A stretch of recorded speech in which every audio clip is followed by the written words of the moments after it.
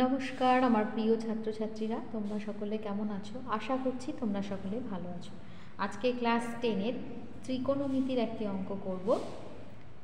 প্রশ্নে কি বলা আছে দেখো, এবিসি ত্রিভুজের কোণ বি সমান 90 ডিগ্রি, বিসি সমান √3 ইন্টু এবি হলে সাইন সি এর মান, চারটে অপশান আছে। এটা এমসিকিউ হলেও অবশ্যই কিন্তু ছবি এঁকেই করতে হবে, আর এটা 2 মার্কসের আসতে পারে। তো প্রথম কাজ হলো আমাদের ছবিটা আগে এঁকে নেওয়া। তো প্রথমে আমরা ছবিটা এঁকে নিই।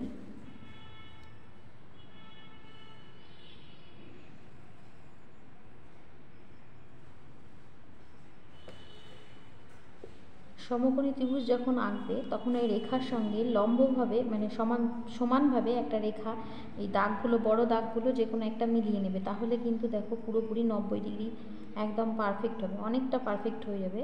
এই যে দেখো আমি এই রেখাটাকে আমি যে রেখাটা টেনেছি তার সঙ্গে মিলিয়ে দিয়েছি। এরকমভাবে যদি তোমরা আঁকো তাহলে কিন্তু পুরোপুরি 90 ডিগ্রি হয়ে যাবে।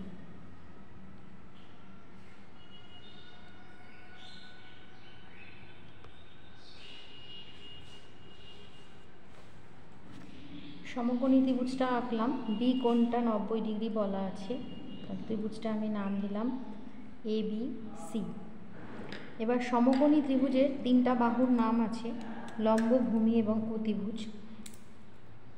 অতিভুজ কোণটাকে বলা হয় সমকোণের বিপরীত যে বাহুটা, এইটা সমকোণী ত্রিভুজের সবথেকে বড় বাহু, বৃহত্তম, এই বাহুটা অতিভুজ। আর এই দুটো বাহুর মধ্যে একটা লম্ব, একটা ভূমি। এবার কোণ যদি পরিবর্তন হয়, লম্ব ভূমিও পরিবর্তন হবে। আগে তোমরা লম্ব ভূমিটা ভালো করে জেনে রাখো। আমরা যে কোণটা ধরবো, ধরো আমি সি কোণটা নিচ্ছি এখানে, তাহলে সি কোণের বিপরীত দিকের বাহুটা হবে লম্ব, আর অবশিষ্ট যে বাহুটা পড়ে থাকবে সেটা ভূমি। তাহলে সি কোণ সাপেক্ষে লম্ব হচ্ছে এবি আর ভূমি হচ্ছে বিসি। আর অতিভুজ তো ফিক্সড, এটার কোনো পরিবর্তন হবে না। আমি যদি এ কোণটাকে ধরি তাহলে এ কোণের সাপেক্ষে লম্ব হচ্ছে বিসি এবং ভূমি হচ্ছে এবি। তাহলে বুঝতে পারছো একটা সমকোণী ত্রিভুজের ক্ষেত্রে কোণ পরিবর্তনের সঙ্গে সঙ্গে কিন্তু লম্ব ভূমি পরিবর্তন হয়ে যায়। সবসময় যেটা মনে রাখার সবথেকে সহজ টিপস হচ্ছে, যে কোণটা নিব তার উল্টো দিকের বাহুটা হচ্ছে লম্ব। আমি সি কোণটা নিলে তার উল্টো দিকের বাহু এবি, এটা হবে লম্ব, আর এ কোণটা নিলে এর উল্টো দিকের বাহু বিসি, এটা হবে লম্ব। এইভাবে মনে রাখবে, তাহলে কোনো অঙ্কের ভুল হবে না। এবার কি দেওয়া আছে, বিসি সমান √3 ইন্টু এবি, আর আমাকে সাইন সি বের করতে বলেছে। এই যে এখানে দেখো আছে সাইন সি। সাইন মানে কি হয় সেটা আগে আমরা জেনে নেব। সাইন মানে হয় লম্ব বাই অতিভুজ। তাহলে আমার কি লাগবে, সাইন সি সমান, সাইন মানে হয় লম্ব, সাইন থিটা সমান হয় লম্ব বাই অতিভুজ। লম্ব কত আছে দেখো, লম্ব বলা আছে এই যে সি কোণের সাপেক্ষে লম্ব হবে এবি, আর অতিভুজ হচ্ছে এসি। এবার দেখো আমার প্রশ্নে কিন্তু এখানে এসি কোথাও বলা নেই, তাহলে কিভাবে করব, আমরা পিথাগোরাস লাগাবো। পিথাগোরাসের উপপাদ্য প্রয়োগ করে আমরা কিন্তু এসির মানটা বের করে নেব। এখানে আমার বিসি সমান কত আছে, √3 ইন্টু এবি, তাহলে আমি এবিটাকে এক্স ধরে নেব। এবিটা যদি এক্স ধরি, এবিটাকে যদি আমি এক্স একক ধরি, তাহলে বিসিটা কত হবে, √3 ইন্টু এক্স একক।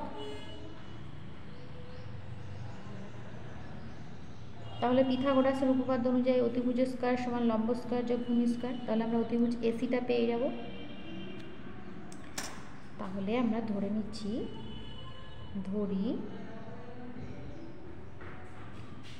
এবি সমান এক্স একক, অতএব বিসি সমান √3 ইন্টু এবি, তাহলে √3 ইন্টু এক্স একক। অতএব সমকোণী ত্রিভুজ এবিসিতে পিথাগোরাসের উপপাদ্য প্রয়োগ করে পাই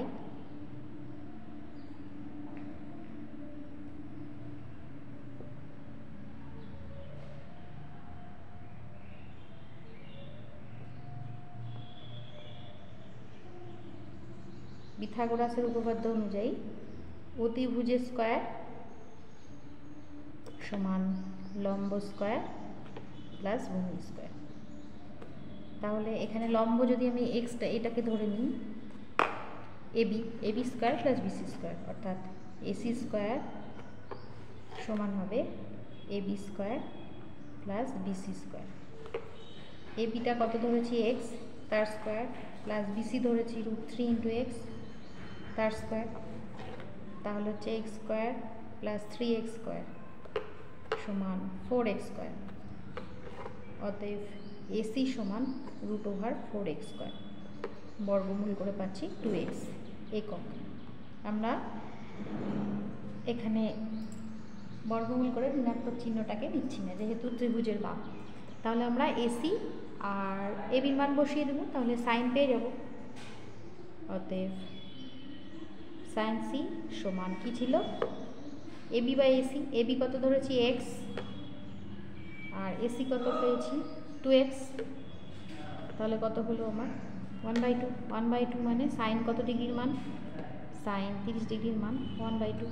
তাহলে আমরা সি সমান কত পাবো 30 ডিগ্রি। এখান থেকে আমাদের কিন্তু কোণটাও বের করা হয়ে গেল। আমাদের শুধু জানতে চেয়েছে সাইন সি সমান কত, সি বের করতে বলেনি। সাইন সি মানে আমরা পেলাম হাফ। তাহলে দেখো এখানে দুটো অঙ্ক হয়ে গেল, অ্যান্সার পেলাম বি নম্বর অপশনটা। এখান থেকে দেখো আমরা কোণটাও বের করে ফেললাম। কোণটা এভাবে না করলেও হতো, লম্ব বাই ভূমি করেও আমরা কোণটা বের করতে পারতাম। যাই হোক, এইভাবে সি কোণটা আমরা বের করে নিতে পারলাম। তো কেমন লাগলো ক্লাসটি অবশ্যই কিন্তু কমেন্ট করে জানিও। যদি ভালো লেগে থাকে অবশ্যই লাইক শেয়ার কমেন্ট করতে ভুলো না। খুব ভালো থেকো, সুস্থ থেকো। পরের ক্লাসে আবার নতুন কোনো অঙ্ক নিয়ে হাজির হব। ধন্যবাদ।